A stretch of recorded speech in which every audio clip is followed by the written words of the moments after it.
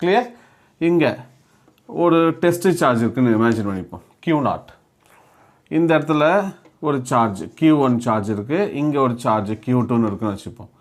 இதுக்குள்ளார டிஸ்டன்ஸ் வந்து நான் ஆர் வெக்டார் அப்படின்னு எடுத்துக்கிறேன். ஆர் வெக்டார்னா என்ன மீனிங்கு? அதுக்கு பேர் தான் பொசிஷன் வெக்டார் அப்படின்னு அர்த்தம்.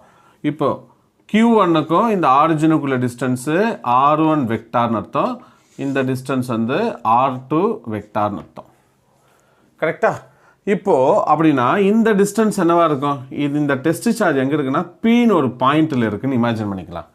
அப்படின்னா இதோட பொசிஷன் வெக்டார் நான் எப்படி எழுத போகிறேன்? இந்த டைரெக்ஷனில் இருக்குமா? R cap equal to 1 to P. அதே போல் இதோட யூனிட் வெக்டார் எப்படி எழுத போகிறோம் பாருங்கள். யூனிட் வெக்டார் இந்த டைரெக்ஷன் இருக்கும் இல்லையா? அப்போ என்னென்ன வரப்போது? R cap 2P. இதே போல் n நம்பர் ஆஃப் சார்ஜஸ் இருக்கும். அப்படின்னா இந்த பாயிண்ட்டு மேலே